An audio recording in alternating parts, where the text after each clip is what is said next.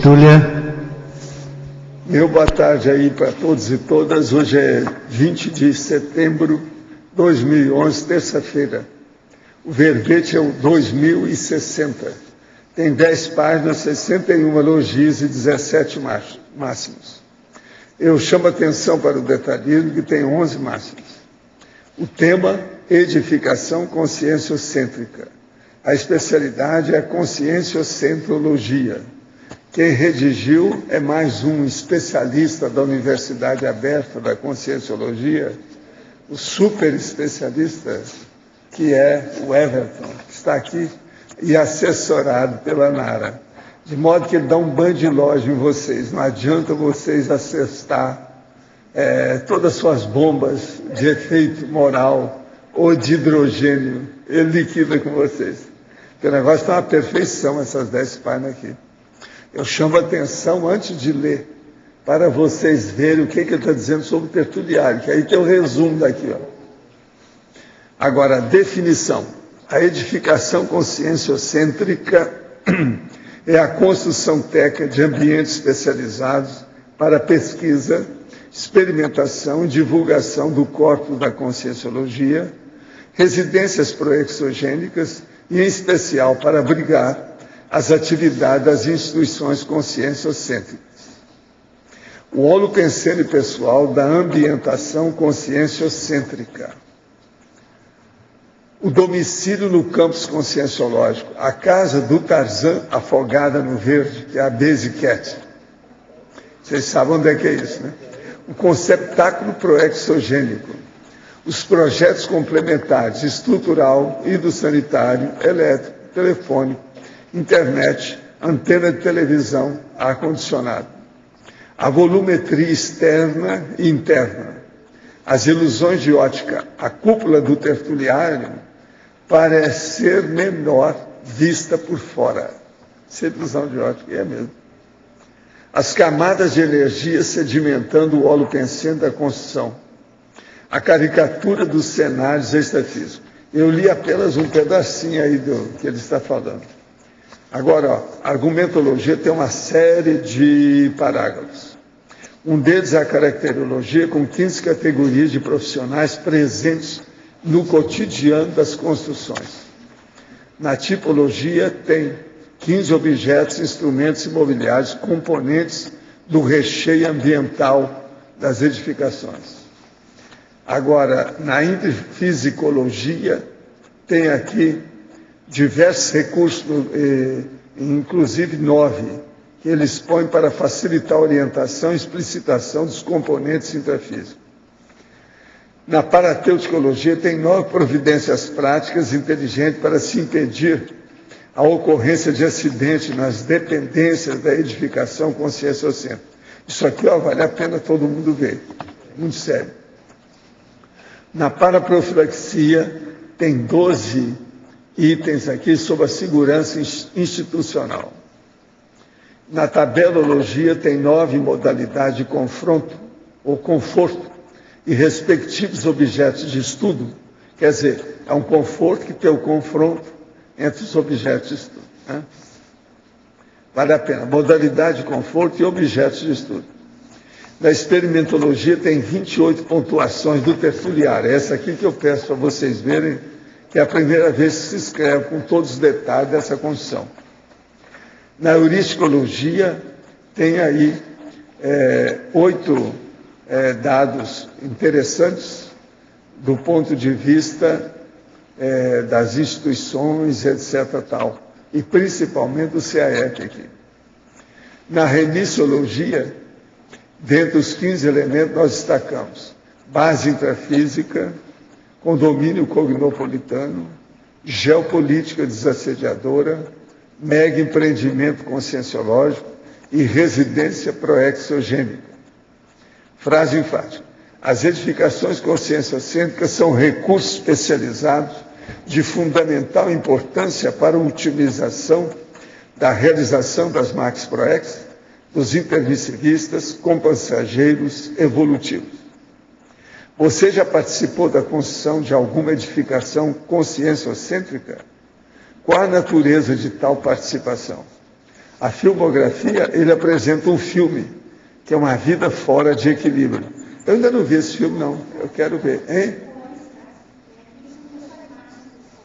Ah, sei. Compreendo.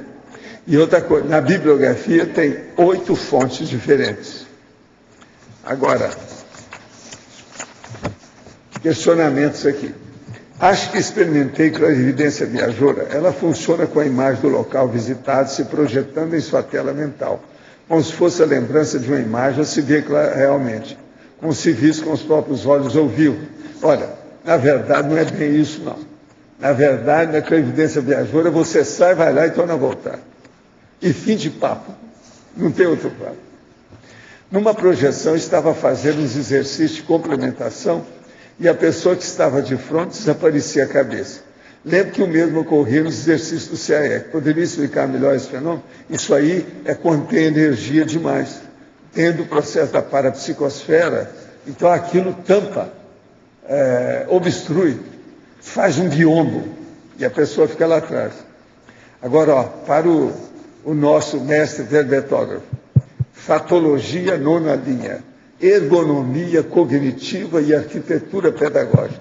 Você pode explicar?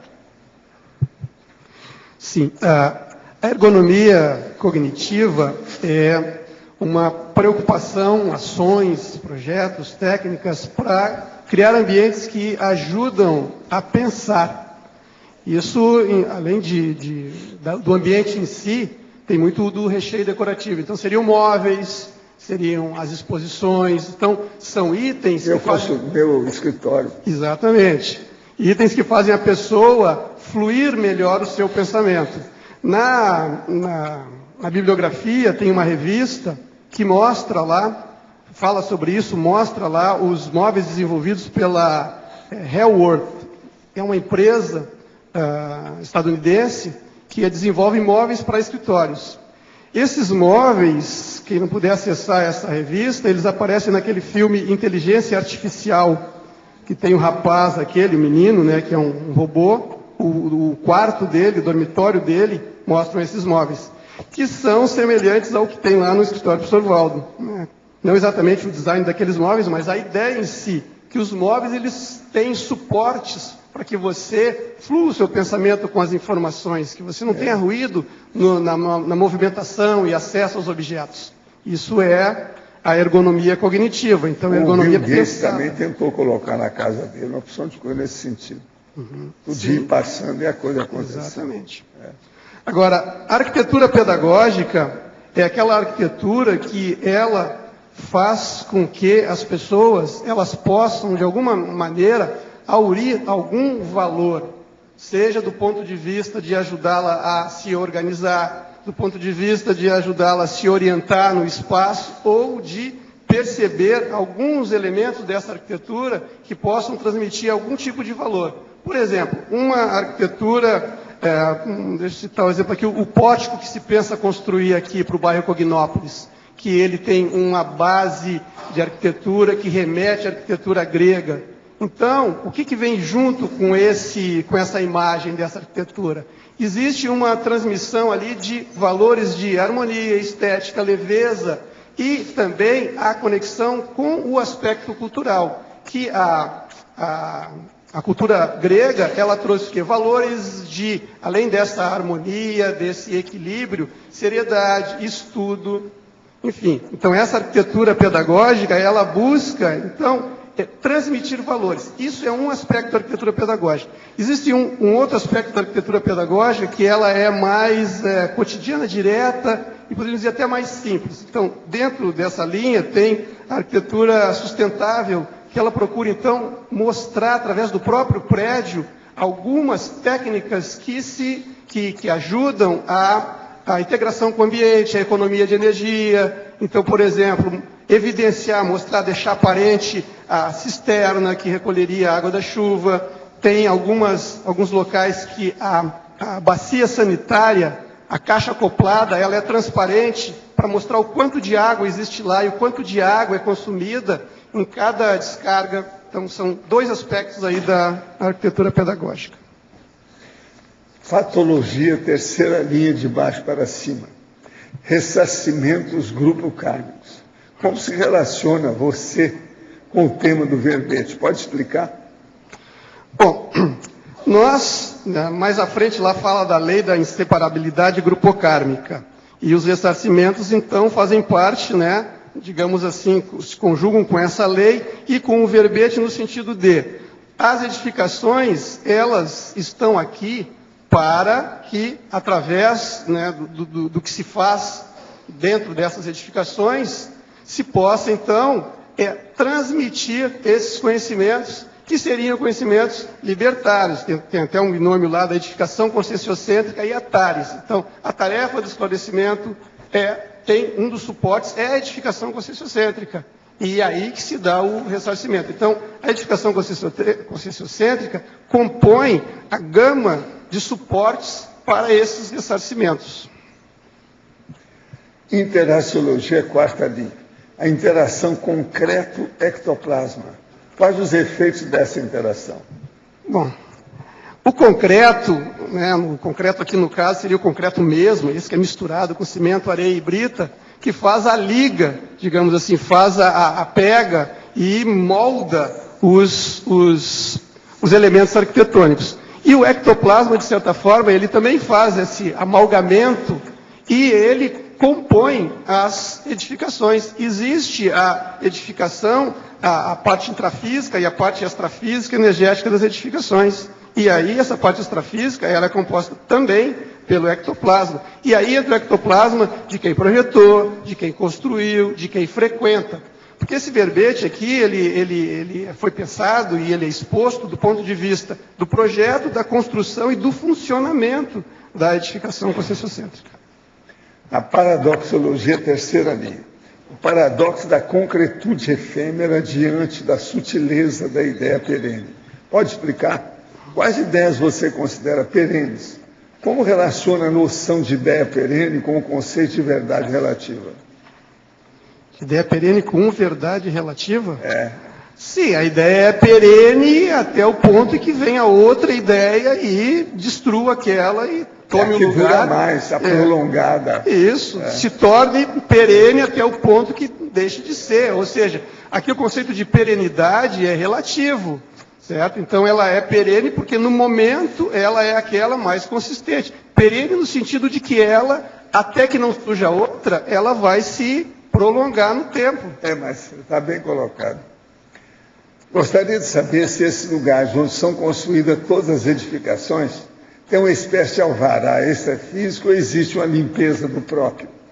Na parte extrafísica, como isso funciona? E para que possam ser construídos todos esses propósitos físicos de edificações, tem sido ido por esse lado ou ainda são dispensados alguns lugares e mais aceitos outros, por já estarem mais fáceis de trabalhar, ou seja, limpos. Particularmente acredito no segundo, pois creio que se fosse pelo mais difícil, talvez não se obteria, no caso aqui, não obter-se-ia o resultado esperado baseado no binômio prazo-eficácia. Mas, enfim, gostaria de saber como funciona essa escolha. Você entendeu a complicação? Se eu entendi direito. O português dele está toda. E aqui é obter-se-ia. Isso. Se eu entendi direito, eu vou falar primeiro então da parte intrafísica. Aqui todas as edificações têm projetos aprovados e tem alvará da prefeitura e habites e tudo mais. Agora, quanto ao alvará extrafísico, eu não retirei nenhuma. Programador, geralmente, quando fala, é o cara do computador, não é isso? Programador. É bem possível que seja. Por isso que eles escrevem tudo atrapalhado. Cara de computador não entende a língua, não é isso? A regra geral. Me perdoa o mau jeito. Mas do alvará... Isso aqui está confuso. Está meio confuso, mas do alvará extrafísico eu não retirei nenhum até agora. Mas eu imagino que... A fiscalização extrafísica existe, mas o alvará não existe. Eu imagino que, como eu coloco aqui mais para frente, nós estamos aqui fazendo uma caricatura das instalações extrafísicas. Então, nós estaríamos aqui concretizando ideias que, em tese, teriam sido planejadas e se faz da melhor maneira possível. Então, Se elas estão instaladas, está funcionando bem, é porque realmente estamos, de certa forma, seguindo os planos, né, dentro do possível. Fiz o ECP3 nesse final de semana e fiquei impressionado com o estado de pacificação íntima e serenidade mental durante a SIM, com uma das concierges que trabalharam junto ao EPICOM. Para compreender melhor a escala de lucidez, pergunto, qual o nível daquela concierge dentro da escala? Evoluciólogo, semi-concierge? Não, às vezes não precisa ser nem evoluciólogo, nem semi-concierge. Mas é uma pessoa que já domina o processo da dispersidade, por exemplo, e extrafisicamente, isso tem uma potencialização. Então, aí ele é capaz de manter a serenidade mesmo enquanto está trabalhando, porque do lado de lá, ele já afastou todos os processos extrafísicos negativos dentro daquele campo energético instalado. Então, isso tudo pode ocorrer. Não precisa ser evoluciólogo, nem semi-consciente, ou teleguiado, ou serenão. Gente, faça favor, você pode falar. Everton, na neossinapsologia, na página 9, né, a primeira neossinapse, as neossinapses decorrentes do contato com o local inerte. Não, isso, a ideia assim dá para entender, eu queria que se desse uma aprofundada aí. Olha, quando eu coloquei isso, neossinapses decorrentes do contato com o local inédito, é isso? É. Então, quando existe um local que ele nunca foi construído, e aqui tem uma listagem aqui na frente, né, dos primeiros no planeta, isso, de certa forma, causa uma espécie de um choque quando ele é visto pela primeira vez. Eu tenho visto e recebido feedback aqui de muitas pessoas quando entram pela primeira vez no tertuliário. Então, isso acaba dando um impacto na pessoa e ela tem ideias, ela pensa a respeito disso e muitas vezes essas ideias são novas, são inusitadas, ela tem essa experiência. Toda experiência nova, em tese, a princípio, pode causar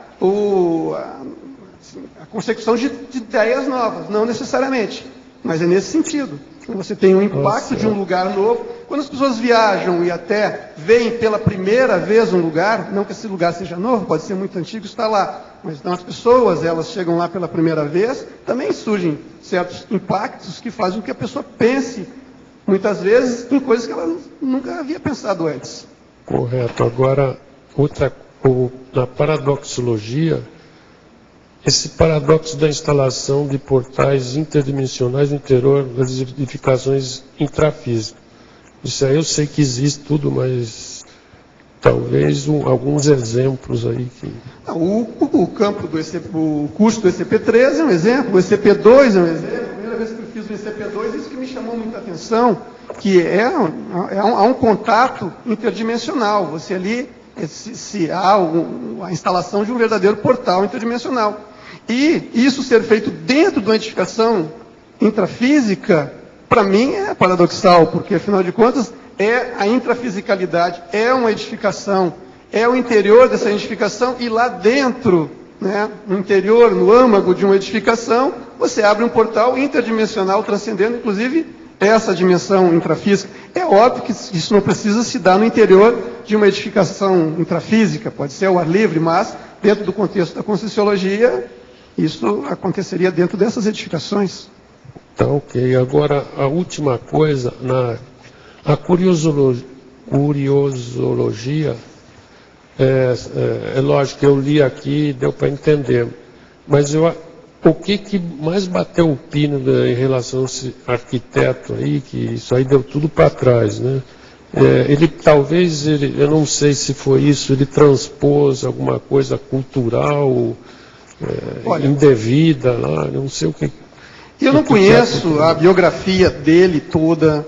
Eu sei que ele foi um grande arquiteto, depois disso aqui ele seguiu fazendo muitos projetos, culminou com as Torres Gêmeas, depois ele seguiu fazendo outros, ganhou muitos prêmios. Eu não sei exatamente o que houve.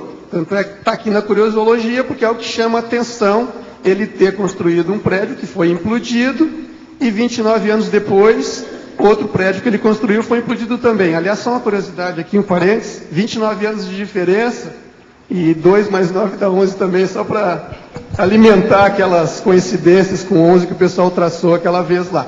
Mas, enfim, o que aconteceu aqui? O movimento modernista, ele tem uma série de preceitos que eles avançaram muito teoricamente, e teoricamente eles tinham muito cabimento, mas quando foram colocados em prática, se viu que eles não eram tão eficientes assim. Esse prédio aqui, esse conjunto habitacional, quando ele foi projetado e construído, ele ganhou prêmios, muitos prêmios mundiais também. Só que quando começou a funcionar, se viu que, na prática, não eram cabíveis aquelas imposições. Então, tem algumas coisas que eu coloco aqui. As ruas convencionais, as pessoas estavam acostumadas a um modo de vida. E o espaço veio e se impôs. E aqui isso aqui também evidencia a eficiência da força do espaço. Ele realmente consegue impor uma maneira de viver para as pessoas. Muitas vezes negativa, como foi esse caso aqui. Então as pessoas, elas se sentiram acuadas, se sentiram desorientadas, não haviam esses espaços semi-privativos onde a pessoa tem um mínimo de domínio sobre o espaço. Então as pessoas tinham ou o interior das suas casas ou uma praça sem dono, que foi o local aqui. Outra situação, são muitas pessoas colocadas num pequeno espaço. Então, 15 mil habitantes é uma cidade, é a população de uma cidade, colocada numa pequena área de 240 mil metros quadrados. Isso foi um outro erro. Eles criaram corredores muito grandes dentro dos prédios. É claro que houveram agravantes. Então, a conjuntura econômica. Esse prédio, ele propunha que as pessoas, que na época sempre houve muita segregação racial, e na época era um pouco maior. Era para morar pessoas brancas e negras, os brancas não quiseram morar, então a população negra nos Estados Unidos naquela época tinha menor poder aquisitivo lá naquele local, então as pessoas foram para lá com pouquíssimo poder aquisitivo. A maioria das pessoas as famílias tinham pais que sobreviviam de seguro-desemprego. Então houve o problema espacial, arquitetônico, que foi o detonador de tudo isso, e esses agravantes. Então, as pessoas mesmo começaram a depredar e culminou com a quebra dos vidros, os vidros quebraram, aí o ar frio congelou a canalização de água e os canos explodiram e alagou tudo. Então, o pessoal gastou muito tentando reconstituir o ambiente, não foi possível.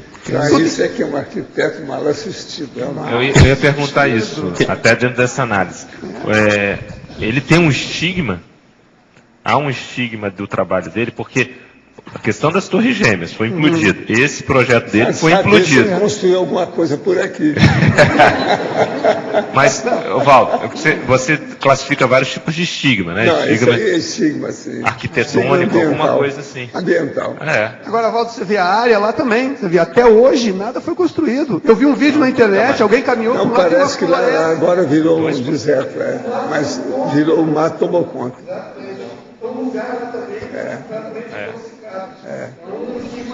E outra coisa, as Torres Gêmeas também, eles não fizeram construção, o negócio ficou meio... No local não... A mesma coisa. No local das Torres Gêmeas não vão construir nada, pelo menos que eu ouvi.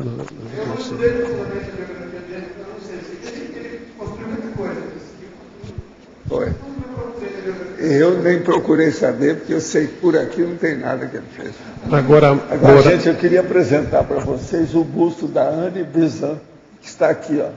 Mas ela era mais bonita do que isso. Aqui, ela está sendo apresentada já na condição de matrona. Entende? Mas ela era bacana, essa mulher. Fora de sério. Entende? É bem ela. Mas era mais moça, era mais... Tinha uma força presencial muito grande, essa mulher. Valdo, o que ela foi? Ela foi o principal braço direito da Blavatsky na teosofia. Foi essa aí. Agora, eu tenho uma leve impressão que ela está aqui. Essa aí sempre eu já tinha contato com ela. Aqui. Essa é ela. Eu já tinha contato com ela antes, essa aí. Quando eu comecei a estudar os processos da teosofia, ela apareceu para mim. Eu vi fora do corpo, tudo. Não, era fortíssima. Aqui, ó, deixar. Ela é especialista nisso. Eu sempre falei, eles perguntavam para mim, o que você acha da teosofia? Eu disse, a Anne Bisson é a maior. Muito mais do que a Blavatsky. É essa aqui. Agora, ela não teve muita chance, porque as coisas já estavam tudo constituídas. Ela fez muita coisa, mas não tanto. Agora, tinha muita força presencial, por isso que ela tem essa energia, esse cara. Essa é fora de série. Eu não sei de lá para cá o que ela andou fazendo, porque eu acho que ela teve uma vida nesse interregno. Eu não sei como é que foi. De lá para cá, eu não sei o que é que houve. Agora, ela é fora de série, de qualquer maneira. Everton, letra B. Aqui. Pelo conceito da geografia, a geografia estuda os espaços e a relação deles com a sociedade. E o seu verbete tem muito essa questão dos empreendimentos e a relação junto com toda a comunidade da CCCI. Não seria interessante também colocar, além, né, que não cita nada a respeito da geografia, do termo geografia, colocar na parafatologia a parageografia também, e a relação da parageografia com as sociedades, com as parasociedades? Tem lá, se você olhar lá na filiologia, tem a topofilia. A topofilia, que é um termo criado pelo um geógrafo sino-estadunidense, Iu Fu Tuan, que ele fala, é um livro, né, Topofilia, é um dos maiores livros sobre geografia humana. Então, indiretamente, né. Qual é a página? Página 10. Na filiologia, tem a topofilia, que é a relação afetiva das pessoas com os lugares. Esse termo, esse conceito que explica por que as pessoas ficam vivendo em determinados lugares com uma imensa diversidade de fatores. Há diversidade de fatores. Como, por exemplo, as pessoas vivem no Japão. Lá tem furacão, tem tsunami, terremoto, vulcão. E as pessoas vivem lá. Elas têm um apego, né, pelo lugar, uma relação de afeto com o lugar. E extrafisicamente tem aqueles que vivem nesses lugares para ajudar. É o caso do esquimó em Montauk Bay. Everton, queria te perguntar, fatologia, de baixo para cima, página 8, sexta linha, a senha mnemônica. Você coloca, na fatologia, na parafatologia, coloca, penúltima linha, o amparo institucional e o amparo de função. E na crescendologia, página 9, você coloca no primeiro item o crescendo ideia, projeto, construção. Então, pensando esses itens, eu queria te perguntar, como foi o processo íntimo de você a respeito da construção das diferentes obras que você fez? Olha, eu sou formado há 26 anos. Os primeiros 5 anos eu atuei com muito entusiasmo, né? Depois a coisa começou a ficar, né, profissionalmente muito interessante, mas já tinha, de certa forma, desvendado aquele como seria profissionalmente, né, ser um arquiteto. E eu até me questionei por um tempo, né, sobre a profissão, porque antes de escolher essa profissão eu pensei em várias outras profissões, né, desde medicina até artes plásticas, certo? E eu fiz aqueles testes vocacionais e o resultado foi direito. Eu disse, nossa, o que eu vou fazer da minha vida? Aí eu fiz arquitetura e depois de um tempo eu comecei a pensar, mas será que eu não devia ter feito alguma outra coisa? E 10 anos depois eu encontrei a Conscienciologia e achei algum sentido, então, para essa formação. Tem um cara que fala que é o seguinte, depende do dia que você fez o teste. A pessoa polivalente, um dia era de uma coisa, outro dia de outra, depende do dia. É preciso examinar, é o polivalente. Salada de frutas. Mas, enfim, a Conscienciologia ela deu um certo sentido para a arquitetura. E então, daí para frente, eu, óbvio, tentando conciliar com as outras coisas, me vi como sendo uma das mini peças dentro dessa ProEx, que uma das partes das minhas atividades seria o projeto e execução das obras. Everton. Foi processo, por exemplo, para fazer o tertuliário, que foi uma das suas obras. Como você foi elaborando isso, crescendo ideia, projeto, construção? Como aí trabalhou com o amparo de função? Que coisas aconteceram? Olha, existem aspectos Houve retro? Não, existem aspectos que você, profissionalmente, depois de muito tempo, você já tem uma maneira, um modus operandi de trabalhar, que, de certa forma, isso já flui. Você tem lá os seus procedimentos técnicos todos, você tem as requisições, você, enfim, segue um processo projetual e criativo, que isso se aplica praticamente para todos os contextos. E, é claro, cada contexto ele tem uma particularidade. O caso aqui do tertuliário, existem os clientes, né? Nós somos os clientes, intrafísicos, extrafísicos, como eu falo aqui, mas havia uma espécie de um agente diretivo, né, no caso, que seria o professor Valdo, de onde fui para ele, fomos a ele para questionar alguns direcionamentos. E eu também ele já tinha falado sobre a ideia de um dia construir algo semelhante ao programa Roda Viva. Então, esses começaram a ser parâmetros para você delimitar um projeto. É óbvio que existem muitas inspirações extrafísicas. Desde o início, aqui, quando eu participei do projeto do CEEC, inicialmente, do plano piloto, nós tínhamos inspirações muito fortes sobre ter verdadeiros telas mentais onde você praticamente vê. Eu, ao longo desse tempo trabalhando aqui, muitas pessoas já vieram para mim e me trouxeram desenhos. Olha, eu tive uma projeção e vi isso, e muitos desenhos semelhantes ao que se pensava fazer e ao que já estava feito. Então, houve inspirações extrafísicas, mas eu não posso dizer que houve um fato marcante, fiz uma projeção, fui num lugar e vi. Isso não aconteceu. Aqui você fala a caricatura dos cenários extrafísicos. No último item, não, penúltimo item, da parafatologia. Então, a ideia aqui é o que sempre se comenta aqui, o professor Valdo comenta isso aqui, e eu, particularmente, já tive, assim, vislumbres de locais, nada muito palpável, nada que eu acordasse e desenhasse, mas, assim, são impressões visuais que você tem.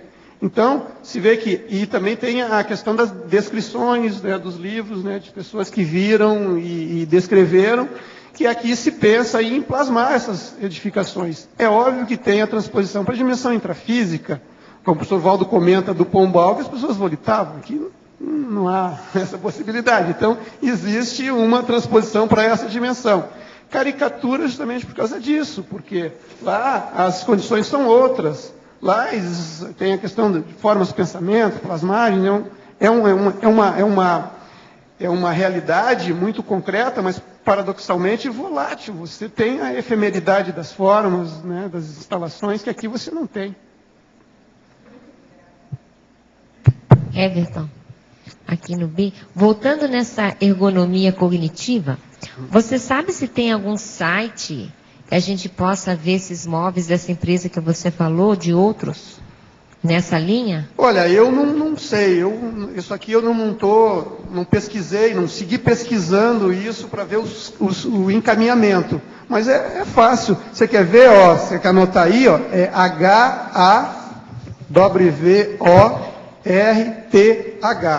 a empresa essa estadunidense que projetou os móveis que apareceram no filme Inteligência Artificial. Então, isso eu penso que não é difícil não de encontrar.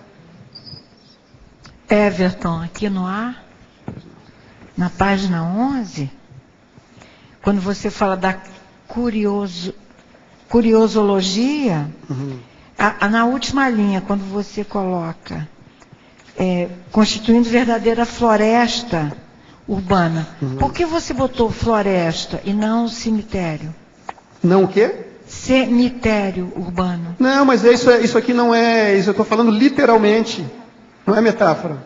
Virou uma floresta mesmo. O mato tomou conta, existem árvores imensas lá. Não, É floresta mesmo. Floresta mesmo. O local houve uma arrasia, demoliram tudo, limparam e o mato tomou conta. Matão. Por isso que está ali verdadeira floresta. Floresta então de verdade. Como a Fordlândia aqui no Brasil, né? Aqui no Brasil, aquele local que o Ford criou, que teve gente morando, e agora a floresta tomou tudo. No caso é urbana, porque é uma floresta no meio da cidade. Tá. Você não pensou em Brasília, não, aqui? Você falou alguma coisa? Em Brasília, você não acha uma... Eu acho que Brasília tem alguns problemas, sim. O primeiro é que ela nasceu pequena, né? Não se previu lugar para os mordomos e para os garçons morarem. Não houve previsão, né? Não houve. São as cidades satélites. Exatamente. Os motoristas também. Tá, obrigada. Everton, aqui na Curiosiologia você usa a expressão genius loci, né? Genius loci. Isso aqui tem a designação mais inicial, falando do espírito, do lugar, tinha alguma coisa assim mais, com a conotação mais até religiosa, mas aí teve um cara chamado, o nome dele aqui, Norbert Schuss, Christian, ele trouxe esse termo para a arquitetura, onde ele fala sobre a interação entre lugar e identidade. Então você projeta algo, não importa o âmbito, se é no âmbito da edificação ou no âmbito da urbanidade, e este projeto, ele deve ter um objetivo de satisfazer os seus usuários e se estabelecer lá uma utilização satisfatória. Quando isso acontece, se diz que foi instalado o genius loci. Se isso não acontece, não foi instalado, que foi o caso aqui. Não houve uma interação entre o lugar e as pessoas, não houve a criação de uma identidade. Então, por exemplo, Tertuliário, ele foi projetado especificamente para essa atividade. E ela acontece muito bem dentro do previsto. Então, aqui foi instalado o genius loci. Meus traços fortes são facilidade de compreensão, boa memória e capacidade de aglutinar pessoas. Venho trabalhando com esses traços na área de pesquisa da minha universidade, na medicina. Atuo em conjunto com a USP, Universidade de São Paulo, e se estabeleceu boa parceria de estudo científico e cosmoético. Acho até que encontrei minha dupla evolutiva, que agora está vivendo em outro país. Meu problema é que eu preciso ter mais disciplina, dedicação e me concentrar mais. O senhor poderia me dar umas dicas sobre como dar continuidade a esse trabalho? Olha, eu acho que você, que é uma senhora muito séria, de vez em quando ela escreve para cá, você precisa de ter um laptop e andar com ele por todo lado. Isso vai organizar você. Eu acho que é o melhor que faz.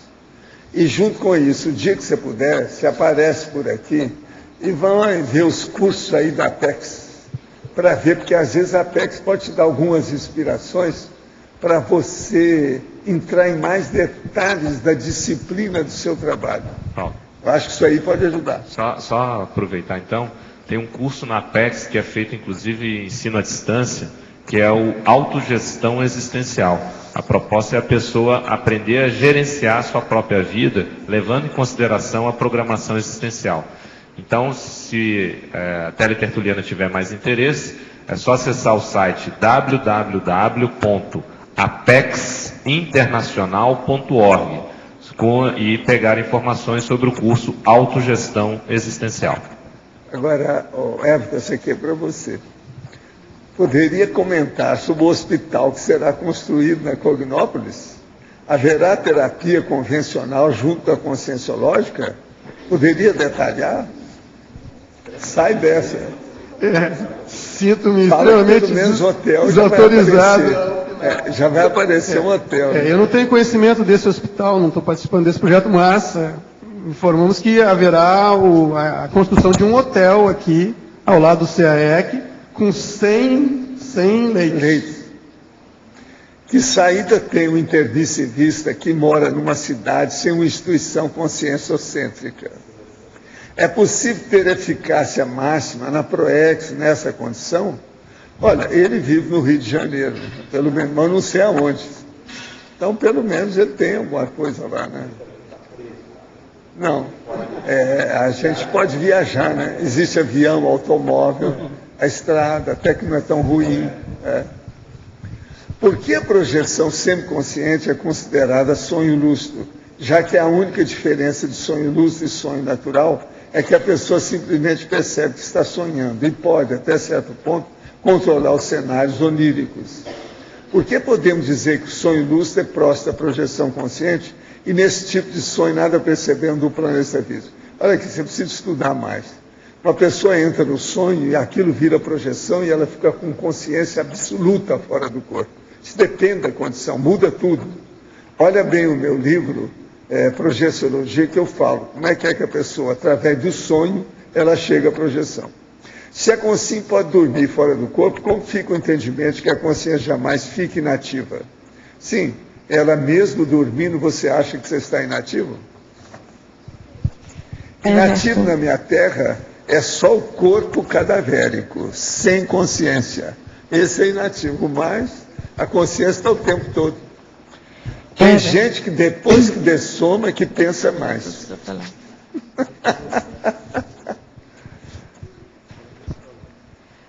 Everton Rosa, aqui na letra B. Eu gostaria que é uma curiosidade, porque eu sou assim totalmente desconhecedora da arquitetura. Eu gostaria de saber qual é a diferença entre as construções redondas e quadradas do ponto de vista energético, desperdício de cantos, de quinas, que você me pudesse dar uma explanação sobre isso. Porque há uma literatura chinesa que comenta alguma coisa, não sei se isso tem veracidade ou não. A arquitetura, do ponto de vista das formas mais arredondadas, poderíamos dizer que, nesse sentido, a energia fluiria mais. Mas, pensando, por exemplo, vamos comparar aqui o tertuliário, né, esse espaço aberto e redondo. Aqui, a energia ela flui muito mais, independente até do que está se fazendo aqui, né? Porque aí há uma sobreposição e um sinergismo muito grande. Agora, isso é também do impacto na proximidade. Vamos ver, então tem a energia em si no local, que ela fluiria mais. Mas isso também interfere na pessoa. Ela aqui, ela se sentiria mais aberta, mais ampliada do que, por exemplo, em uma edificação labiríntica, onde você não vê o fim, onde você não vê os outros compartimentos, por exemplo. Não, eu estou só lembrando que é bom lembrar para ela que tem aquela lenda indígena, né? Que as casas de índio, aquelas construções que eles fazem, a maloca, ela tem que ser redonda, porque se você deixar um canto, o espírito mal fica ali, escondido, para atacar você. Tem muita questão. Então, todo canto tem espírito mal. Isso é de índio. Agora, eu acho sobre o processo alvará extrafísico. Até comentei aqui com a Nara, queria ver a opinião do Everton e a sua também. Essa questão indígena, muitas vezes, tem isso de, às vezes, invadir determinado território, que extrafisicamente os índios continuam lá, e eles, então, atacam, porque aquilo não foi negociado extrafisicamente. A gente poderia fazer uma analogia, né, com existe alvará. Também aquelas construções que rodam igual essa. Quando a gente enjoa da casa de vocês, eu moro pelo outro lado. Existe dessas coisas que vocês precisam lembrar. Olha aqui, ó. Vamos lá. Mas se eu enjoo da cara de vocês, eu olho por aqui. Ó, muito melhor. Entendeu? Eu tenho que lembrar. Esse item está lá na pontuação, né, do tertuliário. Plataforma central giratória. Mas ele existe.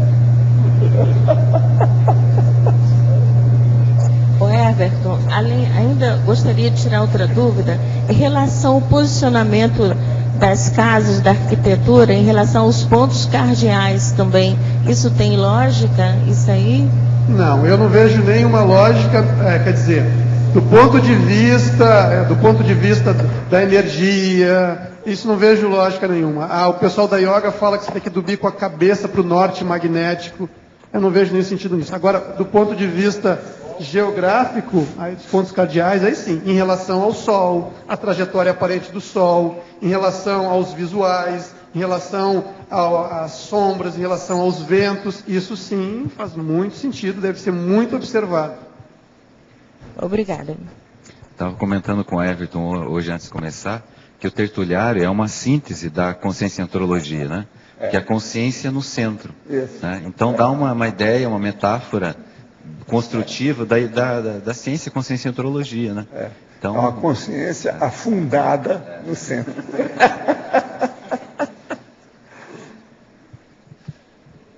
Everton, tudo bom aqui em cima?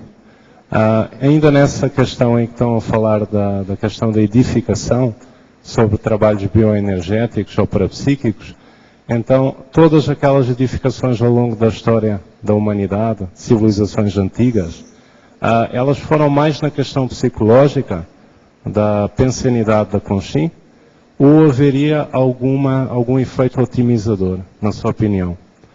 Quer dizer, a parte esférica ou semisférica ou a piramidal, isso iria realmente influenciar ou nem por isso? Seria mais psicológico? Eu acho que tem as duas coisas. Porque tem a questão da energia da forma, a força do espaço que eu coloco também aqui na frente. Então, isso existe. Há uma influência, sim, da edificação sobre as pessoas que estão lá e vice-versa. Então, as pessoas sofrem um impacto e isso mobiliza a pensanidade delas, que, por sua vez, vai influenciar o espaço. São aquelas camadas pensênicas, energéticas, que vão configurando o holopensene do lugar, a egrégora do lugar. Então, aí há um sinergismo, há uma influência de um sobre o outro. Então, o espaço, ele interfere na pensenidade, no comportamento das pessoas, e, por sua vez, essa energia toda, holopensênica, interfere nas edificações. E essas edificações, elas podem, então, potencializar as atividades, potencializar a questão pensênica das pessoas, as atividades que estão lá. Seria mais um reforço, assim, um sinergismo, um complemento. Sim. Não seria o principal. E tem a contrapartida negativa, pode-se gerar energias tóxicas. Nós estamos falando aqui da questão dos estigmas. Existem os estigmas ambientais, existem os locais perturbados, intoxicados, devido às atividades que foram colocadas lá. O Osvaldo comenta muito lá das pirâmides de Yucatán, onde houveram sacrifícios humanos. Esses locais, eles estão intoxicados. A pessoa vai lá e ela pode sair de lá doente, inclusive. Então, a energia e os espaços, as edificações, eles são realidades indissociáveis. Tá bom, obrigado. Lá no Yucatán, você sente as energias negativas a quilômetros de distância das pirâmides. Eu fui lá nas pirâmides, fora do corpo. Fisicamente eu não quis ir. Eu não dava. Mas agora a distância física, quem entende energia, nota, não, por aqui tem umas energias muito bravas. Você vai ver o local, a direção das pirâmides. É pesado fisicamente. A visita física é pesada. Uma curiosidade, em relação às pirâmides do Egito, qual que é a sua opinião em relação a elas do ponto de vista da construção? O que você tem de ideia sobre isso? Olha... Porque muito se fala, né, da extrema dificuldade que seria de ter feito aquilo, quer dizer, a construção naquela época, inclusive. Existem as linhas que falam de uma tecnologia alienígena, coisa parecida, mas eu já vi estudos sobre a viabilidade técnica com a realidade da época, para eles carregarem aqueles blocos de dezenas de toneladas. É claro que nós temos que pensar também que naquela época a mão de obra humana era altamente descartável. Que morresse 100, que morresse 200, isso não interessava. Chegavam lá milhares e milhares de escravos vindo de todos os lados. Então, eu não tenho como afirmar que não foi uma tecnologia alienígena, mas eu penso que não foi. Né? Eu acho que foi realmente, o pessoal desenvolveu tecnologias, como esses estudos mostram, e construíram aquilo. Acabei de fazer o ECP3 aqui no Rio. Estou numa crise por conta da insatisfação no meu emprego. Tenho também outra atividade que adoro executar, mas ainda não está dando a rentabilidade que preciso para ter flexibilidade e voluntariar. Tive vários insights sobre a implantação da Evolucim aqui no Rio, inclusive sobre técnicas a serem utilizadas com abordagem conscienciológica. Toda essa responsabilidade me assusta. Me oriente, por favor. Isso é uma senhora. Olha, o ideal para você vai estudando aí e deixa as coisas assentarem. Quando estiver assentado, você pensa o que você vai fazer de renovação. Vai com calma. E vamos pensar positivo para abrir o caminho. Professor Everton, a edificação conscienciocêntrica do tertuliário foi a sua mega obra até o momento? Sim. Definitivamente. Fiz o ECP3 nesse final de semana que passou. Quando o curso acabou, estava leve, me sentindo muito bem. Porém, agora estou sentindo uma pressão muito forte no front chakra, no cardio chakra. Estou me sentindo mal, com calafrios e enjoo. O senhor poderia me orientar? Olha, está bem. Mas olha, preciso de ver que tem um processo seu aqui, ó. Estou sentindo físico.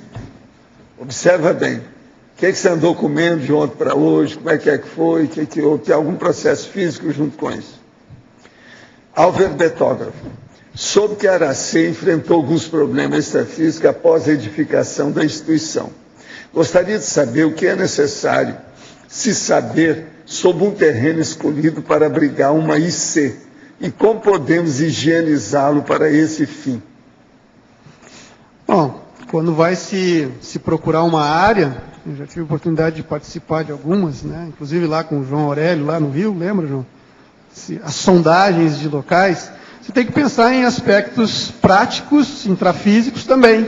A questão da acessibilidade, a questão, né, se tem inundações no local. Segurança.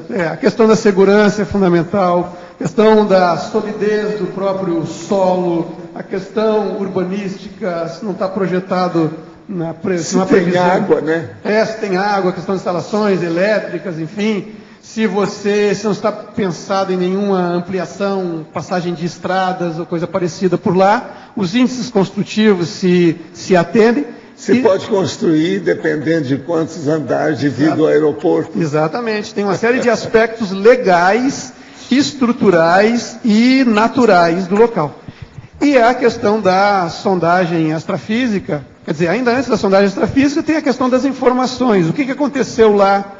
Eu sei de casos aqui em Foz, de instituições aí que se instalaram em locais onde houve tragédias, onde houve assassinato, e as pessoas têm medo de ficar lá, enfim, né, questões assim factuais aqui, menores, é claro. Mas, enfim, buscar informação sobre ocorrências, o histórico da área, e, finalmente, uma sondagem bioenergética, ver pessoas que têm experiência, que estão habilitadas para ir no local e fazer uma prospecção lá, fazer um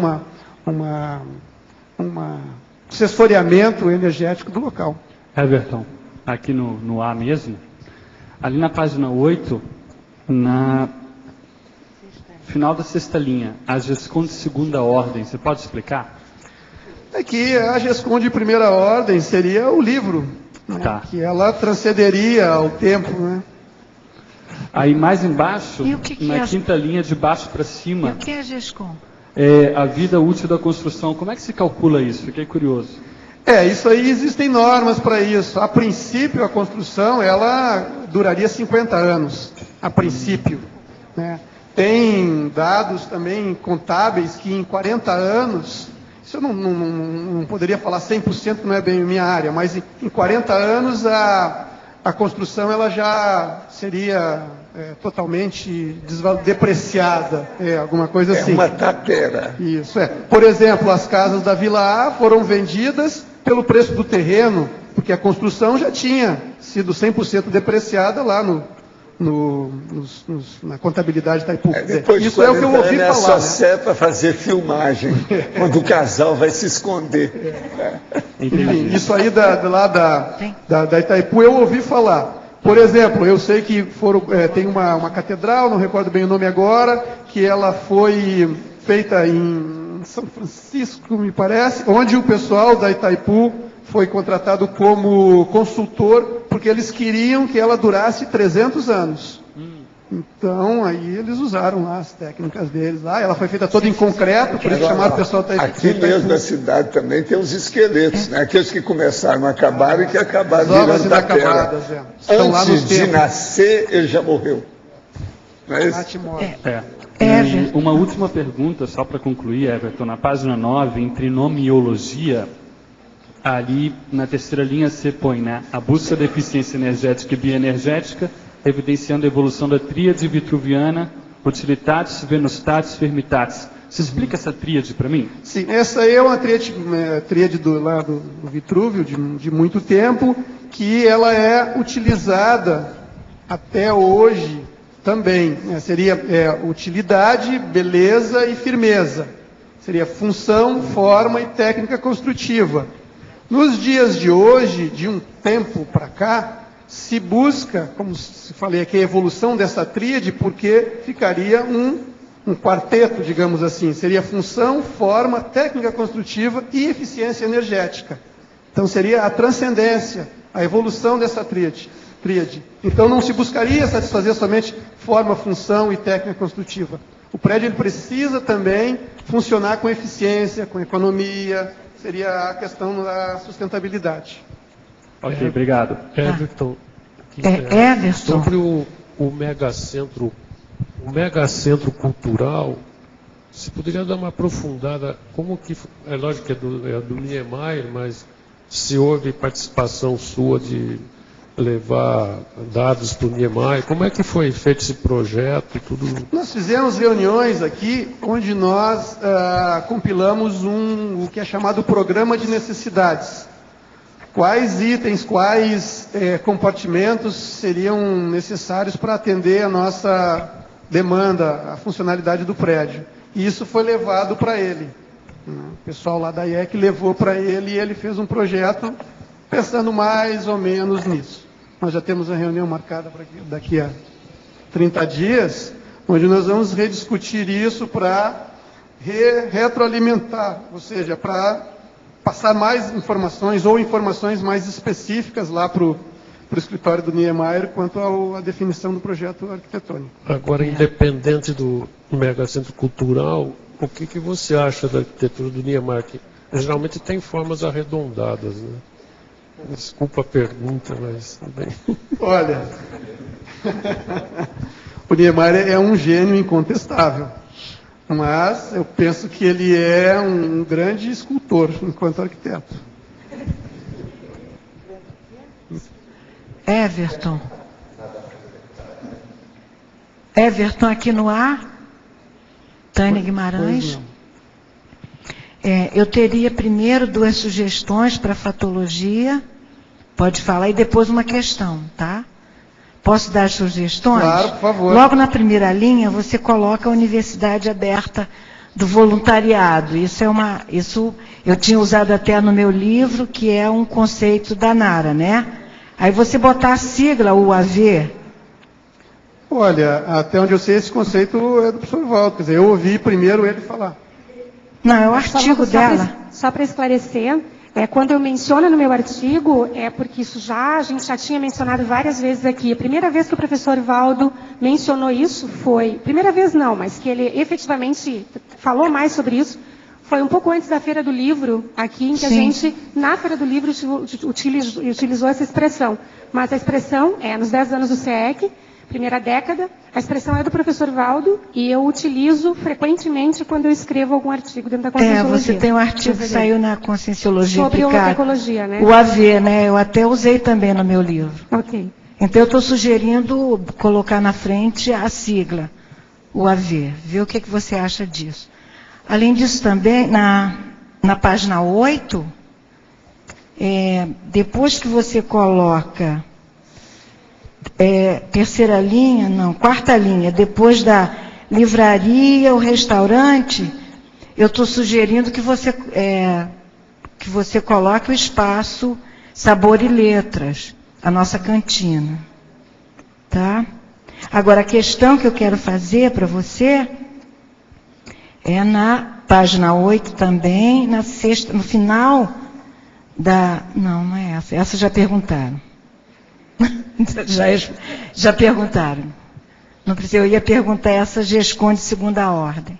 Já foi perguntada, né? Então tá, muito obrigada.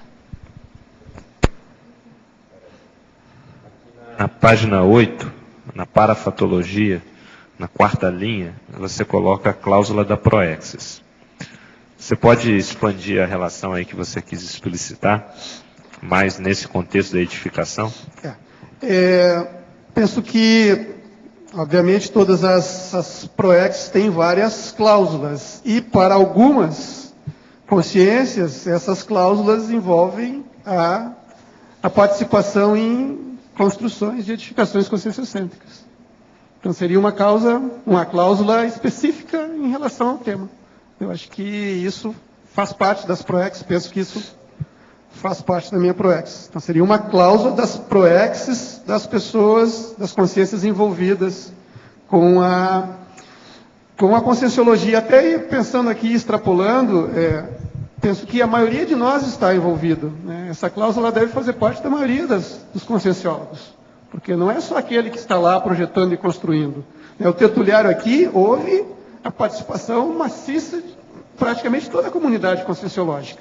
As pessoas se envolveram, como eu coloquei aqui na fatologia, captando recursos, aí as pessoas montaram cursos, não é? Foram dar curso especificamente com o lucro alocado para a construção do tertuliário, as pessoas fizeram telemarketing. Então, eu não tenho o número, mas o número foi altíssimo de pessoas que se envolveram na construção, por exemplo, do tertuliário. Então, direto ou indiretamente, isso faria parte da cláusula das Proexis da maioria de nós. Se for lembrar lá a frase enfática, né, que é um recurso especializado, né, fundamental para a realização das maxis Proexis. Então, é óbvio que todo mundo, que se pode fazer atares sem as edificações, mas que as edificações otimizam, né, essa atividade é um fato incontestável. Everton, na página 8, em Principiologia, na segunda linha, o princípio da harmonia do todo ser o somatório de detalhes imperceptíveis. Eu vejo que isso pode se expandir para várias áreas, mas na área da construção, da arquitetura, isso é um fato. As pessoas vêm aqui e têm uma visão geral, mas dificilmente as pessoas vão poder captar, né, o que forma essa visão geral harmoniosa. Então, vem desde a pedra que está aqui com a pequena saliência, que forma uma sombra, que ela está com um canto aqui, o canto está chanfrado, o recorte do piso, o piso que ele foi colocado lá em cima em diagonal para que a confluência das juntas com a curva não ficasse fora de harmonia. Então, a pessoa olha, ela tem uma apreensão de um todo harmonizado. Ela não sendo da área, ela não consegue perceber o que fez com que esse todo fosse composto, que são esses detalhes.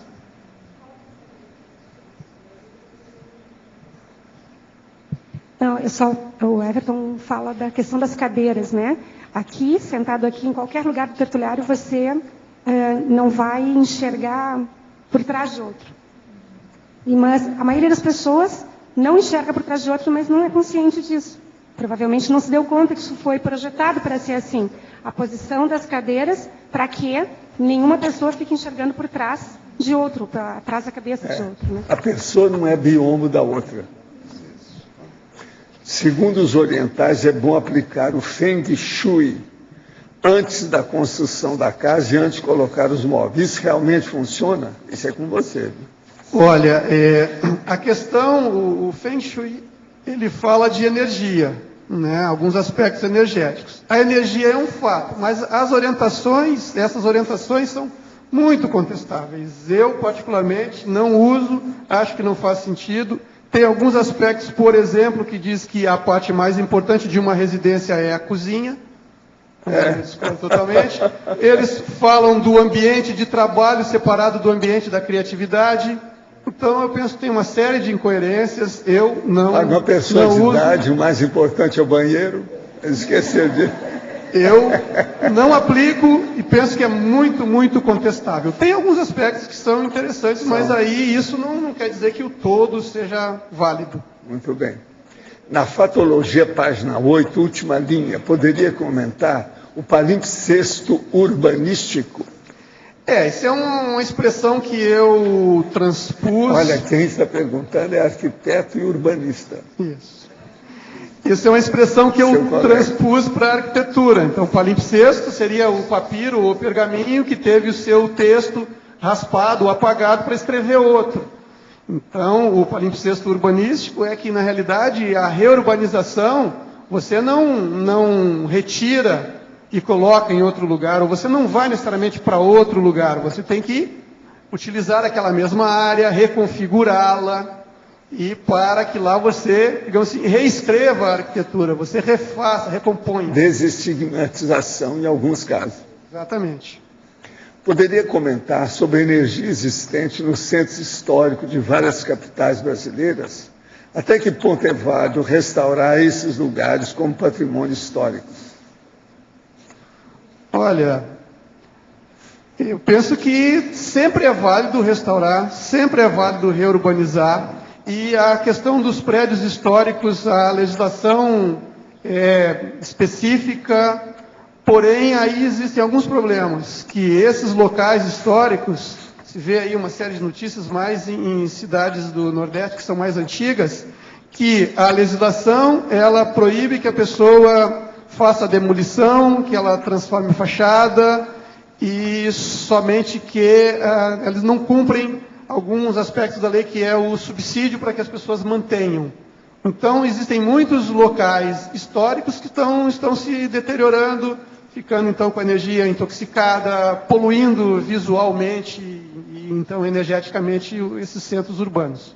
Então, tem-se que, sim, reurbanizar, tem-se que, sim, restaurar, desestigmatizar, mas esses aspectos ocorrem. Então, muitas vezes, é um impasse jurídico até. Tenho 35 anos, estou longe de ter estabilidade profissional, sou fumante e notívago.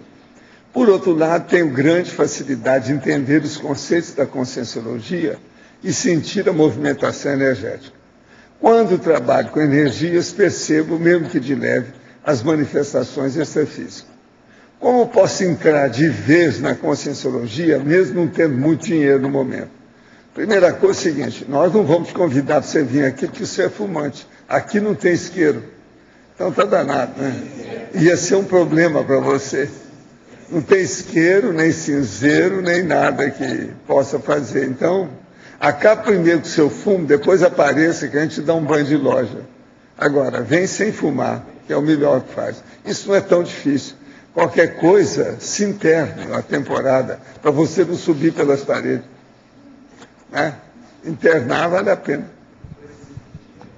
Não, para ninguém, por isso que eu estou falando, mas é o caso, nós convidamos as pessoas, mas quando o cara é fumante, ou é alcoólatra, ou o negócio é bravo, a gente não pode convidar para vir aqui, que nós não temos ambiente para isso aqui, senão fica igual aquele cara lá, lembra?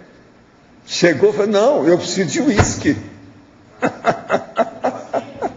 Ou o outro que chegou com cinzeiro, uma opção de coisa com ele. Aqui, ele mesmo trouxe cinzeiro, com a opção de coisa. Mas assim, ó, aqui nós não permitimos isso. Se você for fumar, tem que ser bem longe. Agora, nos Estados Unidos, eles já estão proibindo até outdoor, né? Fora, né? Tempo aberto. Não, lembrar que existe uma lei que não se pode fumar em ambientes, né? Com agrupamento de pessoas, né? Pois é, mas é que ele vindo para cá, ele vai brigar com a gente. O Everton, aqui no ar, queria falar sobre o plano diretor da Cognópolis. A gente sabe que tem um plano diretor que ele precisa ser repensado, revisado aí. Queria ver o que você, como que você vê o plano hoje e o que você acha que são as dificuldades que tem para se implementar esse projeto aqui, de fato aqui. Olha, eu conheço a proposta do plano diretor para cá. Até onde eu sei, ela não está detalhada ainda do ponto de vista de estar pronta para ser implementada. Se eu tiver algum arquiteto aqui que está trabalhando ativamente nisso e eu estiver dizendo está desinformado, por favor me corrija. Mas até onde eu sei não está detalhado para ser implementado. Então falta ainda esse detalhamento. Até onde eu vi, penso que ele está de acordo. Então o que falta para implementar, talvez é o detalhamento disso, se ampliar um pouco mais a discussão, mas até onde eu sei, as coisas estão caminhando. Everton, a gente sabe do seu trabalho, né, intenso, importante na questão dos verbetes, né? Eu queria te fazer uma pergunta um pouco diferente. Como é que é essa questão da arquitetura dos verbetes? A gente sabe que você faz um acabamento aí. O que esse seu trabalho, essa sua formação, acabou contribuindo para que você hoje seja um excelente arquiteto dos verbetes, que a gente sabe muito bem? O grande arquiteto é o chefe aqui, né? Não tem nada comigo. Você é um auxiliar de tanto, hein? Não, existe a estilística, né? O conforme, né? A forma do verbete, ela é primorosa, né? Ela foi, todos nós, né, pudemos acompanhar aqui o professor Valdo ao longo do tempo, indo lapidando esta forma dos verbetes. E eu, modestamente, sugiro alguma coisa, né, às vezes, né, ele vive, né, sempre pedindo a opinião de todos e tentando contribuir para ajustar o máximo possível dentro dessa estilística. A formatação é a arquitetura da redação. Vamos entender bem isso. Eu procuro me inteirar ao máximo. Eu demorei 40 anos para ter essa ideia aí. E outra coisa, já tinha uma ideia anterior, mas seguindo aquela orientação do princípio que os fatos orientam a pesquisa, a gente foi mudando. A coisa mais séria do verbete é que eu tinha 28 sessões básicas, que a gente começou, aí não assustou ninguém. E eu fui aumentando. Hoje nós somos 75, quer dizer, eu aumentei exatamente 200% praticamente de tudo, com o tempo. E hoje eu estou aumentando o conteúdo. Porque se a forma foi problemática, o conteúdo é muito mais, até hoje. Eu, por exemplo, eu quero trazer aqui qualquer hora certos verbetes também, que ainda nem mexi ainda, ninguém está sabendo. Um deles, por exemplo, é terrível. É os para-efeitos da autofiex. Poxa. Esse, eu acho que eu vou até levar aí, quando tiver tal reunião aí da turma lá, das coisas, eu vou levar da sexta-feira, eu vou levar, para o povo saber. Para-efeito da autofiex. Agora veja, isso eu desejaria saber se alguém já tem isso para ver. Sim, claro. Nós vamos fazer uma lista de pessoas. Fazer uma lista de pessoas. A gente estava discutindo. Então veja, esse é conteúdo daquilo que eu estou falando. Eu estou dando um exemplo do que é conteúdo. Agora, esse, por exemplo, da autofiex, é uma das coisas mais baixas que está acontecendo comigo. Eu estou passando por esse transe. Não é bem conflito, presta atenção. É um transe pesquisístico. E eu estou nessa. Agora, isso envolve uma série de coisas. Por exemplo, envolve a para-sementeira e a para-colheita. Vê se me entendem. Agora, eu já tenho 7 itens básicos do processo que ocorre. Agora, ó, eu quero dizer para vocês que esse aí não é mais entrelinhamento. Eu estou fazendo a coisa clara para me ajudar na próxima vida. E eu vou pôr na enciclopédia por causa disso. Se for preciso, eu ponho até no dicionário para repetir. Porque tem gente que já me pediu para colocar certas coisas da enciclopédia no dicionário e certas coisas do dicionário na enciclopédia. Mesmo que seja concomitante, que seja, entende? Redundante, que seja repetido, bate-pensênico, que eles acham que isso pode ajudar a questão do auto-revezamento. Em parte eles têm razão. Mas ainda na resposta, por exemplo, essa forma, como eu disse, né, primorosa e cheia de detalhes, um dos meus papéis eu estudo alguma coisa dentro lá das ferramentas, né, do Word, no caso, para viabilizar com mais facilidade essa forma e as requisições aí que o professor Valdo faz para otimizar o trabalho. Só queria aproveitar aí a deixa da pergunta da Eliane, que no próximo balanço, o Everton foi convidado, vai apresentar sobre a condição do apoiante, que é até um verbete, e é aquela pessoa que dá suporte na questão da PROEX. E esse trabalho todo que ele faz junto com o Valdo, e ele tem essa função mais direta aí de apoiante, claro que envolve muito mais pessoas, mas ele é um estudo de caso bem interessante, e a gente vai estar aguardando ansiosamente aí a apresentação desse trabalho, que vai ser a primeira vez que ele vai falar mais diretamente assim da relação com o Valdo nesse trabalho. Vocês vão levar todas as baterias antiaéreas. Todas. Everton, aqui no ar, Adélio aqui em cima, queria ver contigo, você comenta ali na sinergismologia, na segunda linha, sinergismo comunim, cognópolis e comunex interlúdio. Não sei se você já comentou alguma coisa da relação das edificações hoje, que o interlúdio basicamente foi construído a posteriori do posicionamento da conscienciologia na região, né? Na paradoxologia você coloca isso, né? O paradoxo da intrafisicalidade proporcionar suporte à extrafisicalidade, de certa forma. Como você vê a relação entre interlúdio e cognópolis em termos de edificações? Como é que você acha ou percebe que isso vai acontecer? Né? Olha, infelizmente para mim eu não fui no interlúdio ver as edificações lá. Mas se nós, primeiro, né, colocando, né, reforçando o que você falou, a interlúdio surgiu depois do CAEC.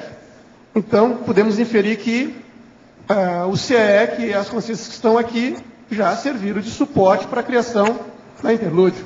O fato da interlúdio existir otimiza o funcionamento do CAEC e vice-versa. Então, por outro lado, pensando-se lá na caricatura das edificações extrafísicas, né, que nós tentamos plasmar aqui, penso que as edificações existentes na interlúdio, de certa forma, vão acabar influenciando nos nossos próximos projetos aqui para a CCCI. Servindo como base de inspiração, a princípio, também? Penso que sim, penso que isso vai acontecer. Porque depois você comenta na teoriologia também as escolas de arquitetura. Será que nós teremos uma escola de arquitetura conscienciológica, por exemplo, ou conscienciocêntrica, talvez? É possível, penso que sim. Talvez alguém aí se disponha a escrever sobre isso. Agora, você fala aqui também interlúdio, pombal, pandeiro. Agora, o negócio mesmo, a ordem não é essa, não. A ordem é pombal, pandeiro, CAEC, interlúdio. É que aqui, Valdo, eu quis colocar uma... Não, eu sei. Mais cronológica. Eu estou falando do ponto de vista dele lá que ele está falando. Do ponto de vista de tamanho. Né? Pela expressão. Isso, pela expressão, exatamente. Valdo, você citou agora esse verbete. Ultimamente se falou aí que está fazendo vários verbetes, mega verbetes. Né? Você podia dar uma... Não, a mega verbetes, às vezes, que eu falo, não é por causa da quantidade, mais qualidade, é a né? qualidade. Esse aí, por exemplo, não é grande coisa em matéria de quantidade. Mas ele tem 7 itens que mostram aquilo que eu tenho, vamos dizer, vivenciado nesses últimos tempos. Então, isso aí é para efeito da UFIEX. Eu sei que é. Agora, eu estava pensando, mas eu não vou chegar a escrever isso, eu estou só falando para vocês para a gente estudar. Eu acho que, às vezes, o próprio para-efeito da UFIEX é superior ao UFIEX em certas coisas, para o ofexista. Isso é terrível, isso aí, a gente pensar numa coisa dessa. Dá uma explicada, por favor. Não, porque são as coisas que acontecem comigo. Por exemplo, eu falei na Anne Besant, na mesma hora eu vejo que ela está aqui, sinto energia, alguém sente. Isso é um dos 7. Isso, o que é? Isso é o banho de energia extrafísico que eles permitem eu fazer uma comunicação interativa, direta, do processo, no aqui e agora, na hora. Eu tinha isso, há 50 anos eu já tinha isso. Mas, por exemplo, uma vez no ano, uma vez no semestre. Agora não, todo dia eu tenho isso. Nos lugares mais absconsos, eu tenho isso. Então, veja, e eles mostram o seguinte, o enumerador já tinha me falado há algum tempo aí, que isso ia começar a acontecer com mais frequência. O problema todo é da frequência.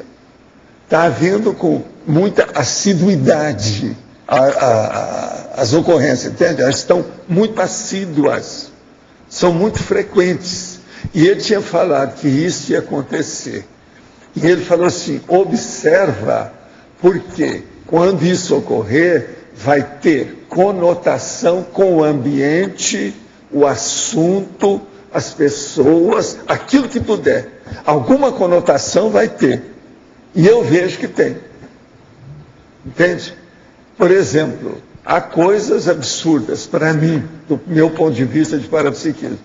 O caso, por exemplo, que o Hércules chegou, para mim é um absurdo. Aquilo extrapolou todas as minhas coisas que eu tinha muito contato e as coisas todas do jeito que era. Porque eu não tive a mínima ideia de quem era, só vi que era o Hércules, era o nome dele. Mas não sabia quem era, não sei nada. Sou o último a saber, o marido enganado. Quer dizer, é um processo brabo. Então eu vejo que isso supera tudo aquilo que aconteceu comigo quando eu tinha a pangrafia lá com o Balzac para receber o Cristo espera por ti. Hoje isso tudo transcende. Agora, são 7. Quando eu trouxer, nós vamos explicitar isso aqui com calma, para a gente ver como é que é. São as que eu coligi até o momento. Deve ter escapado alguma coisa que eu preciso de ver com calma, que eu ainda não sei. Mas agora, eu vejo o seguinte, é muita coisa que nós temos para estudar em matéria de parapsiquismo.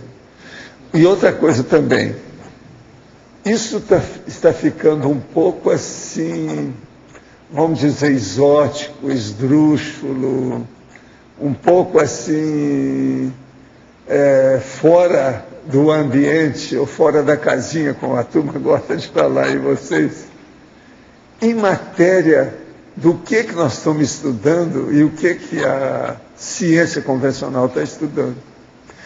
Nós estamos ficando muito defasados. O gap que apresenta está muito difícil, você entende? E eu não sei para onde vai isso. Agora, o que é que se passa? Esse gap, eles tentando combater a gente, não vai adiantar nada, porque eles não têm experiência. Se a pessoa não tem vivência, a pessoa que teve não vai dar o mínimo valor para a opinião dele. Vocês estão começando a entender? Então, esses mega gaps, esse distanciamento que está ocorrendo, eu não sei para onde vai isso. Agora, eu vejo que o parapsiquismo é uma multidimensiologia, como eu chamo, a paraperceptibilidade das pessoas. Eu ia até perguntar. Agora, comigo, já há muitos anos que eu já esnobo isso aí, não chego a fazer um desdém total. Mas, por exemplo, dou banana, esse negócio todo, é o desdém, vocês sabem disso. É esnobação. Porque não dá para perder tempo com isso. Mesmo nessa vida, eu trabalhei 18 anos lá dentro, eu sei como é que é. Eu ajudei a fazer a universidade. Eu não estou ali à toa. A hora que está o reitor, que é o filho daquele que construiu a coisa, que me convida para ir para lá, fala assim, não me convida. Ele me insiste comigo, você precisa vir para cá e tomar conta disso. Que é isso? Então, veja, eu estive lá dentro, eu sei como é que é isso. Agora, então, veja, esse gap, eu não sei o que é que a gente poderia fazer para fazer uma pinguela entre um e outro. Eu acho que a coisa está ficando mais difícil. Isso está ficando cada vez mais, assim, surreal, entende?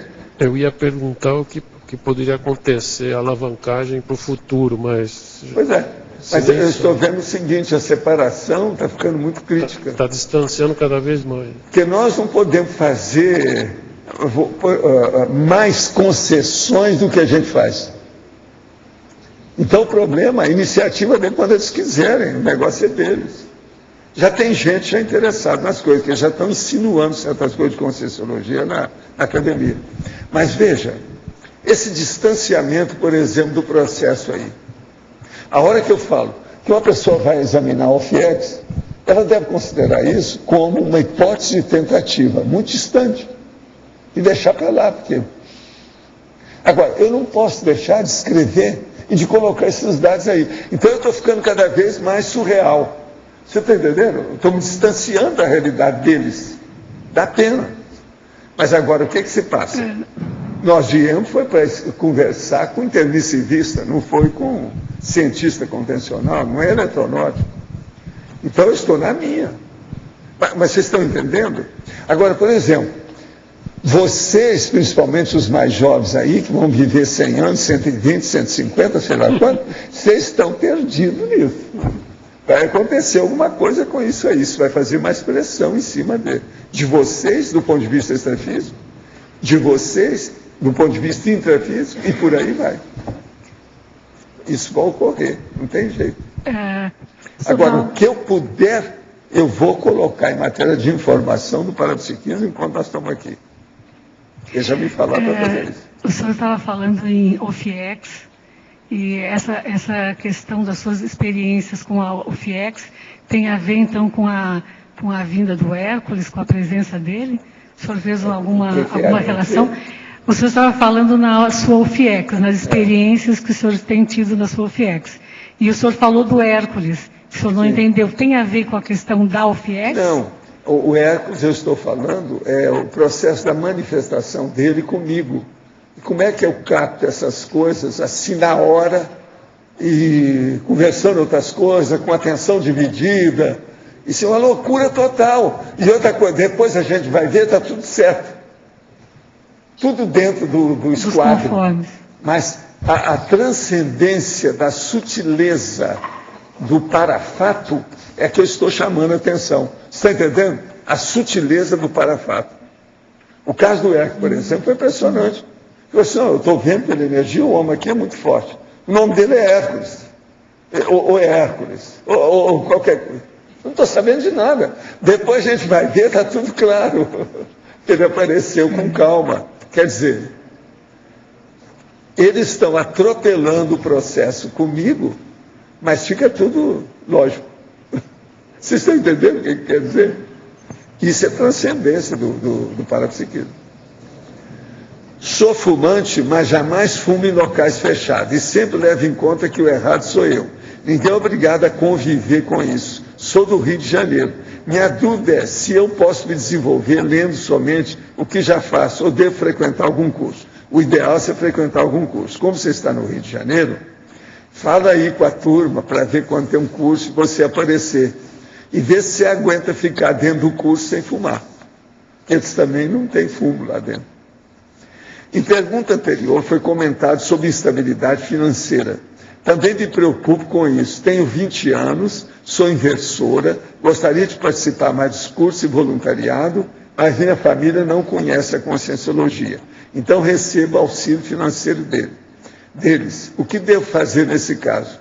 Olha, preciso de ver onde é que você está. Se o negócio é muito bravo e crítico, você dá um toque para cá e fala com a Marta.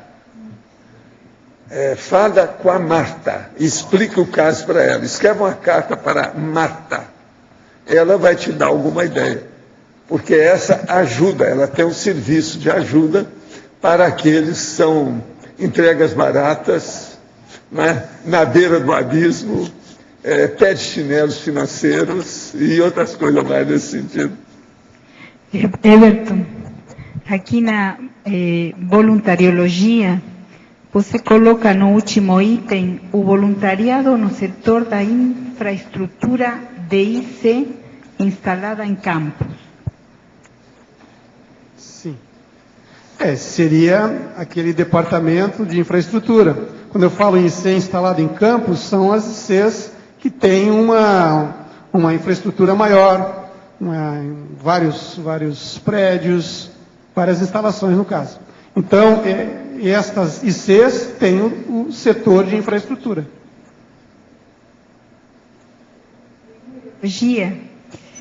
Na terceira linha, o vínculo positivo da intrafisicalidade. É que uma edificação conscienciocêntrica, ela vinca a intrafisicalidade. Aliás, toda obra de maior vulto, de maior significado, ela vai vincar a esta dimensão, no caso a dimensão intrafísica. Esse vínculo pode ser positivo ou negativo. No caso das edificações conscienciocêntricas, seria um vínculo positivo. Por exemplo, um vínculo negativo aí no setor das artes, aqueles soldados de terracota, desenterrados. Isso já vincou em outra era e está vincando agora novamente, ressurgiu o vínculo para em outra época. É um vínculo negativo, no caso, uma alusão ao belicismo. Pelolopensene. Exatamente. Agora, acho que seria bom chamar a atenção sua, viu, Locha? Eu não sei se você viu a mega pensenologia. Edificação conscienciocêntrica. Proexopódium. Você tem isso lá na sua listagem? Você já tinha visto? Você não leu isso aí? Ah, então tá vendo? Eu sabia. Peguei no pulo, cara.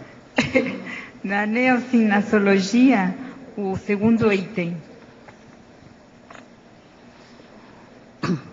Então, como eu falei antes, esse verbete é pensado do ponto de vista do projeto, da construção e do funcionamento da edificação conscienciocêntrica. Então, no caso, essas edificações, elas abrigam os cursos de campo, por exemplo. E lá é possível que ocorra a ativação dessas neossinapses, dessas paraneossinapses. São aquelas ideias novas que a pessoa não tinha nem na intermissão. Alô, falando em neossinapsologia, poderia explicar a primeira frase, esse contato com o local inédito. Qual é o sentido aí de que se dá inóspito, sozinho, separado? Não, local inédito ou não conhecido, ou não, como? Não, novo, não conhecido, porque inédito é não inédito publicado. É aquele local desconhecido para a pessoa. Tá, desconhecido. Seria nesse sentido. Conheço como inédito não publicado. Mas deve inédito ter. É não real para ela ainda, não visto por ela, não conhecido por ela, não apresentado para ela. Então, é visto pela primeira vez. Certo. Isso pode ser um local novo, construído, ou, como eu até comentei aqui, um local que a pessoa não conhecia. Então, aquele local pode não ter sido recém-construído. É um local que pode já ter existido, mas para a pessoa, ele seria inédito. Então, ela vai viajar e entra em contato com algum local. E isso provoca nela o surgimento de ideias novas. E existe no dicionário... eu estou vendo no dicionário aqui, nunca visto. Tá, aqui, tá bom. Nunca visto. É nunca visto.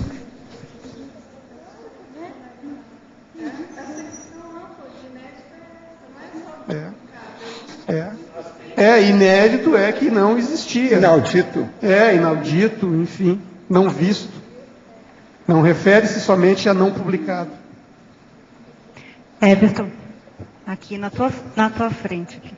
Oi. Na página 9, em binomiologia, o último binômio, o binômio duplo arquiteto-professor. O que você podia falar para a gente da influência como professor, o que influencia ou influenciou você como arquiteto também? Eu até estava comentando com a Nara antes de vir para cá, essa questão, né? Nós falamos sobre isso. Eu, quando cursei a faculdade de arquitetura, eu tinha como um objetivo ser professor de arquitetura, né, na época. Inclusive, as primeiras 2 pós-graduações que eu fiz foi visando isso, capacitação para dar aula. Depois, a vida profissional me tomou o tempo todo, isso ficou de lado esse plano. Aqui em Foz eu pude retomar. Eu vejo que a atuação como professor, em qualquer área, né, e na arquitetura não é diferente, faz com que você, além de sedimentar os seus conhecimentos, você começa a ver facetas desse conhecimento, formas de olhar para esse conhecimento, pois você tem que transmitir isso para alguém que não sabe nada a respeito a princípio. Então você tem que, conforme um aluno, você tem que abordar de maneiras diferentes. Isso vai ampliando, né, a sua própria compreensão sobre o tema. Então você vai se percebendo, aprendendo mais coisas sobre algo que você já sabia. Você já olhou a arquitetura da camisa dele? Não, ainda não. Olha lá, tem umas coisas que faz assim, olha lá, aquilo ali é novidade. Que no ombro não foi de caso pesado. Eu não sei onde é que foi que ele tirou isso, mas há uma arquitetura ali, aquelas linhas aqui. Eu ganhei de presente do meu irmão, eu uso em ocasiões especiais. E Everton, fora da sala de aula, assim, a condição, por exemplo, da docência e lidar com os outros profissionais na construção de uma obra, por exemplo. Você Porque na questão da docência tem que ir aperfeiçoando a sua didática. Você acha que essa didática auxilia no papel de arquiteto? Eu acho, sim. Eu vejo que o ser professor, isso você tem até que tomar cuidado para que isso não seja até, de certa forma, meio chato. Você tem que cuidar para não ter aquele tom professoral em todas as circunstâncias. Mas, de uma certa forma, você não deixa de ser professor sempre. Às vezes é necessário. O Gonçalo pergunta a você, você acha que essa sua camisa é de Gaudério? Não. Foi comprada aqui no Paraná. Hein? Foi comprada aqui no Paraná. Foi. No Shopping Catarata. Foi mesmo? Não, você já viu, nunca viu a camisa igual essa. Não, ela tem alguns detalhes também aqui, ó. Tem? Aqui, é. Aqui no punho também. É verdade, tem umas coisas. Ela é cheia de detalhes. Impressionante a camisa dele. Meu irmão tem um extremo bom gosto. Alô. Falando em Gaudério, acabei de ler uma notícia, lembrando o 20 de setembro, que é uma pesquisa no Rio Grande do Sul afirma que a maioria dos gaúchos é contra o separatismo. Então já é sinal que estamos melhorando um pouco. Contra o separatismo. Que é isso? Deve ser a nova geração. Que coisa. Não, está mudando, estamos mudando. Ou se não é porque está faltando dinheiro. Que coisa, hein? Isso é bacana. É uma boa notícia essa aí. Professor Valdo, há um pouco atrás você falou sobre os prédios que estão inacabados aqui em Foz do Iguaçu, ou que estavam inacabados. Sobre o quê? Os prédios. Sim. Edifícios que estavam em construção e inacabados. Os esqueletos de Foz. Toda cidade tem esqueleto. Mas aqui em Foz tinha bastante, agora estão reconstruindo, mas eu queria saber do ponto de vista extrafísico, o que aconteceu? Isso é negativo. A maioria deles são negativos e criam um ambiente cheio de energia negativa. Por isso que, por exemplo, no Rio, aquilo acaba virando uma cabeça de porco terrível, que é pior do que favela. Entende? Isso é perigoso. Outra coisa, isso é ambiente filme, isso é um monte de filme de criminosos que o processo todo é em matéria de esqueleto. Agora, em Foz tem alguns esqueletos ainda, até o momento que eu sei. Até um tempo, uma aluna fez um levantamento, só na área central havia 16. Pois é, 16, só na área central. Agora, o que eu vejo é o seguinte, tudo a pessoa ansiosa começa a fazer os planos e não leva o negócio à frente. Isso é fracasso, do ponto de vista geral. Inclusive do urbanismo, fracasso da urbanização. Na Avenida Paraná, perto de uma faculdade, tem 2 prédios ali, um deles está em esqueleto, o pessoal invade, vai lá, se droga. E me parece que um jovem, inclusive, caiu de lá, não sabe se foi suicídio ou não. Não, morreu. Já caíram vários. Morreu? Pois é, esqueleto tem disso. Então isso vai intoxicando. No Rio já vi essas coisas todas também antes, mas toda cidade tem esqueleto. Agora eu vejo o seguinte, o número de esqueleto em Foz é grande, proporcionalmente. Eu ainda não vi nenhuma estatística disso. Mas aqui ele é grande. A gente vê, é óbvio, não tem jeito de esconder. Mas algumas empresas já estão incorporando e construindo. Isso aí seria bom entrar, o plano de reurbanização da cidade é que devia tomar conta disso. Falta dinheiro, sempre é falta de dinheiro. E outra coisa, quando não é dinheiro, é roubo. Que a pessoa fugiu com dinheiro no bolso. A lavagem de dinheiro. O problema também é que a edificação, ela ficando exposta ao tempo, a estrutura, ela pode sofrer algum tipo de patologia. Vai deteriorando. Na página 11, aqui na caracterologia, você lista, uma série de profissionais envolvidos nas construções. Você, enquanto arquiteto, que tipos de cuidados que você tem para que essas pessoas não sofram acidentes e consigam se manter homeostáticas ao longo da obra? Olha, você não tem muito domínio sobre isso. Então, você pode estar cobrando dos responsáveis, mas aí é o caso onde há uma empresa maior contratada. Então você pode, você sempre pode, mas ser atendido, normalmente ser atendido quando tem uma empresa maior. Então você tem que estar sempre lá, cuidando, pedindo que as pessoas usem equipamentos, ou se você vai ver alguma situação de risco, sugerir que ela atue de outro modo, mas você, enquanto profissional fiscalizador, você tem uma certa restrição, porque as pessoas, no meu caso de atuação, não são suas empregadas diretas. Então você tem que cobrar os responsáveis. Agora, ó, o que é que hoje faz o apontador? Ele faz as medidas. Ele mede quantos metros quadrados de reboco foi feito. Todas as medidas ficam para que você possa. Para ver se o negócio segue sempre. Para você fazer o fechamento. Então vai fazer o pagamento. Aí, quanto que foi produzido? O pessoal vai lá e vê quanto que produziu. Agora, outra paga. coisa. Qual a diferença que você estabelece entre o carpinteiro e o marceneiro? É que o carpinteiro é aquele mais bruto da obra. Ele que faz o serviço de formas. Então ele faz as formas das vigas, ele faz os andaimes, e o marceneiro é mais ligado à questão moveleira, ele faz os móveis, a marcenaria é mais de acabamento de móveis. A carpintaria, ele faz o telhado, a estrutura do telhado. É o carpinteiro. Muitas graças.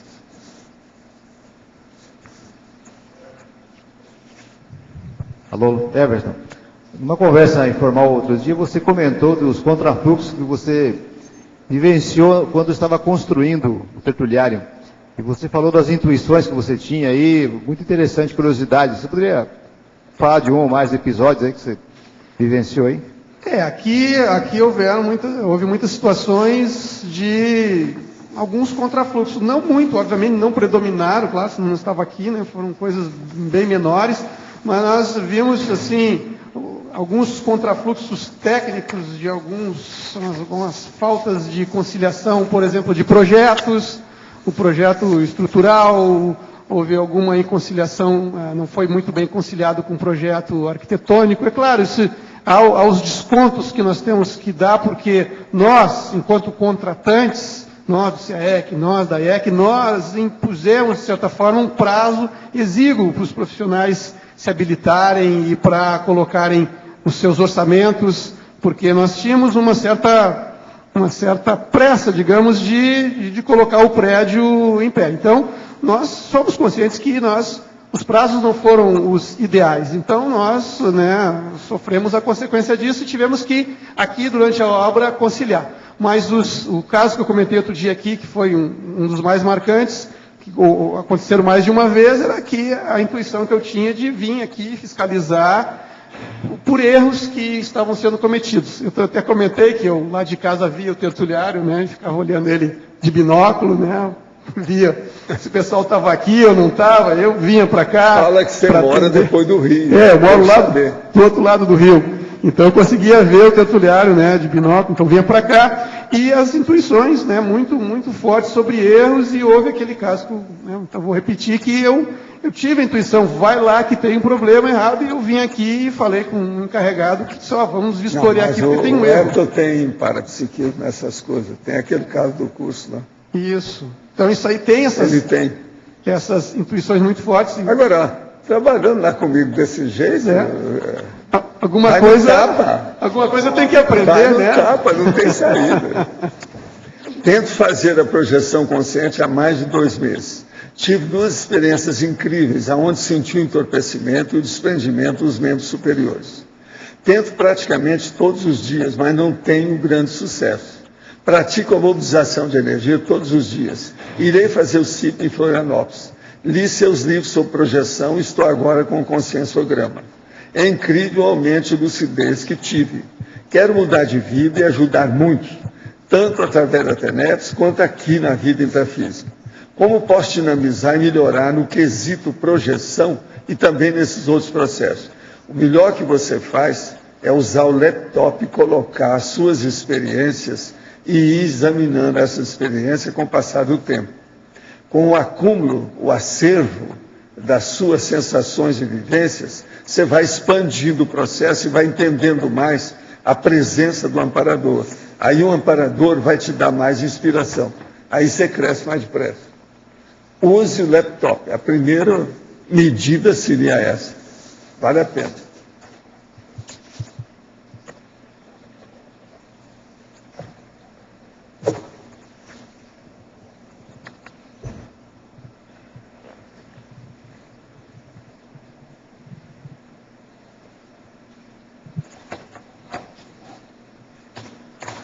Então, eu vou fazer um comentário aqui sobre o item, na página 11, que é a prosêmica.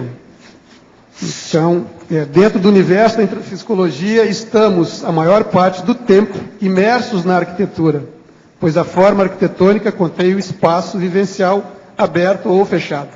Quer dizer, se nós formos observar, nós dormimos dentro da arquitetura, acordamos, nos movimentamos, dentro, fora, utilizamos as instalações, isso é o universo da arquitetura. Você faz uma concorrência permanente, uma competição natural com a natureza. Exatamente. Aí no duro mesmo seria competição artificial com a natureza. Não é isso? Então é algo que... E às vezes você ganha. Então é um aspecto... Por exemplo, não dava para fazer abertura e debater lá no espaço aberto. Não dá. Então não dá para, não daria para, nós temos que, é um aspecto da nossa vida, por isso que a arquitetura, ela é uma ciência social aplicada, ela não é uma ciência exata, ela é uma ciência social aplicada. O envolvimento dela... Algumas coisas são exatas. Exatamente, não, dizer que não é que ela não seja, ela vai além de uma ciência exata. Vai além disso. Então ela não se restringiria. Já parece que a Rosa está querendo falar. Rosa, você é a última, pode falar. O Everton, essa síndrome dos edifícios doentes é a mesma coisa que o edifício que está no esqueleto, não? Ou tem outra coisa aí por trás? Essa do esqueleto chama-se patologia das construções que abordam isso. Essa síndrome dos edifícios doentes é uma síndrome já antiga, bem catalogada, que ela ataca principalmente a questão do ar. Ar-condicionado. O ar-condicionado, ele é o carro-chefe disso. A doença dos legionários. Isso. São as bactérias, né? A síndrome dos legionários. Os legionários.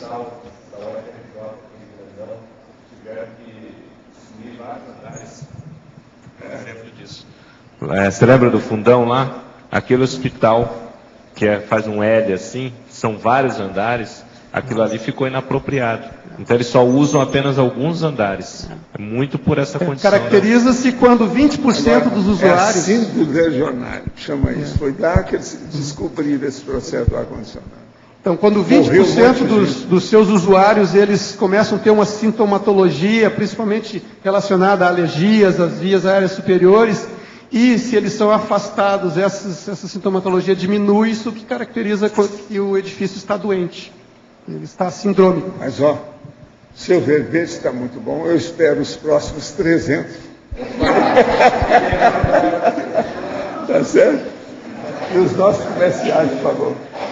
Obrigado. As pontuações de hoje: 21 assinaturas no livro de presença, 25 perguntas presenciais, 21 perguntas online.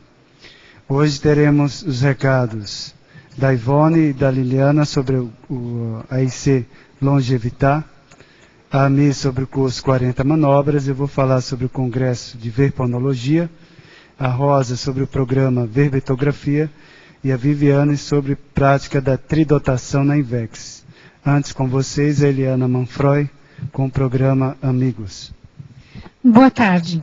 O verbete de hoje mostrou muito bem a importância das edificações conscienciocêntricas, entre elas aqui o tertuliário, o holociclo e a holoteca.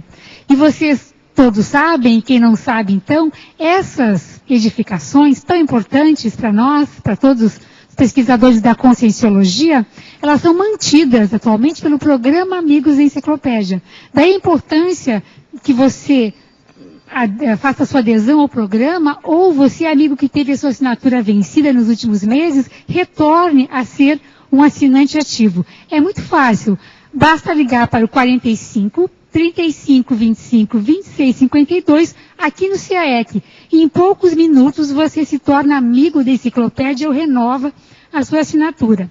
E avisar também vocês que neste domingo, dia 25 de setembro, haverá o sorteio mensal do programa, onde vai ser sorteado um curso de assistenciologia, que o IPC oferece, o livro JK do professor Alexandre Nonato e um netbook HP muito interessante para a gente realizar aí as nossas pesquisas. Muito obrigada.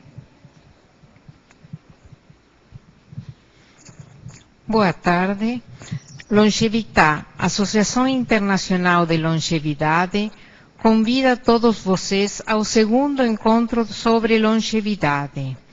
O encontro será realizado no Centro de Convivência do Idoso, que fica na rua Piquiri, do lado da Praça da Vibra. O encontro será no Dia Internacional do Idoso, ou seja, o 1º de outubro. Convidamos agora a professora Ivone para falar um pouquinho sobre a oficina da memória que ela vai impartir lá. Bem, o nosso convite é que essa oficina será realizada dentro do evento e ela será realizada no dia 1º de outubro mesmo, às 11h30 até às 12 horas. A oficina ela vai falar sobre memória e neurônios, como melhorar a memória e como fortalecer as glias e tornar a memória mais pontual. Malhar o soma é bom, mas a malhação cerebral é melhor. Nosso convite é, venha testar os 2 hemisférios cerebrais e verificar pontos fortes e fracos e quais dos 2 hemisférios você deve investir mais. Venha, é um convite que nós fazemos a todos. Obrigada. O evento é gratuito e é importante a participação de todos vocês. Obrigada.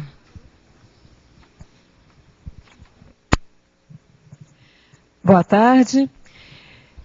Se você já se inscreveu para o curso 40 Manobras, que começa daqui a 2 dias, um lembrete. O horário é 8h30 no discernimento. Se você não se inscreveu, mas tem vontade de trabalhar suas energias, 4 dias direto, sob a batuta do professor Epicom Mário Oliveira, faça sua inscrição que ainda dá tempo. Recepção no CAEC, telefone 45 35 25 26 52. Obrigada. Olá, boa tarde a todos.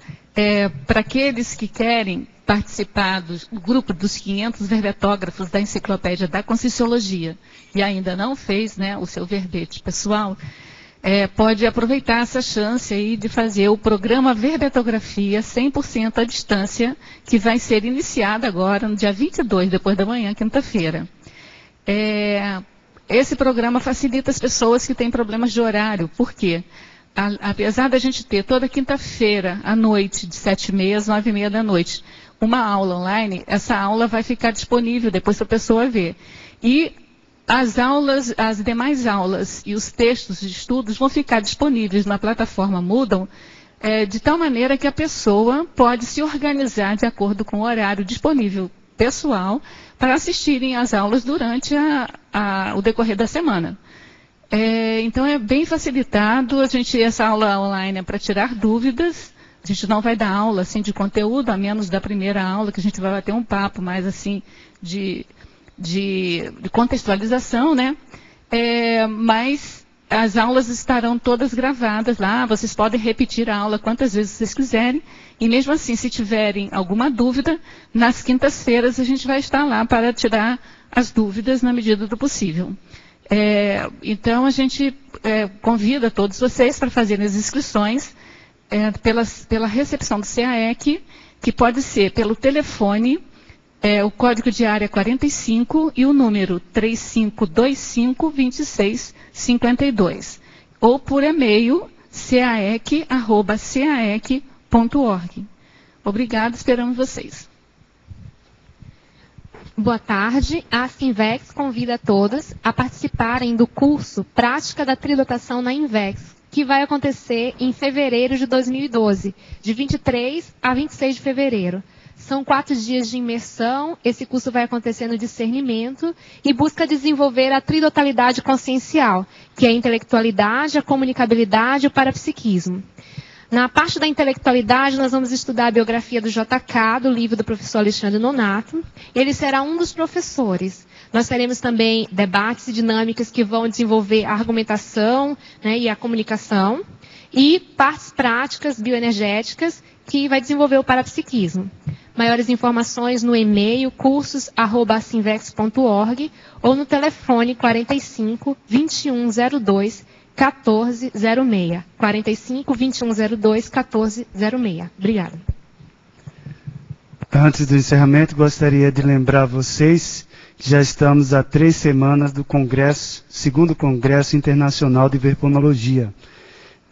Nesse evento serão debatidos os temas de ponta dentro da Conscienciologia, e particularmente estarei participando, trazendo o tema da releitura autobiográfica, que trata de técnicas e procedimentos da pesquisa serioxológica, ou das várias vidas pretéritas que a gente supõe a ter.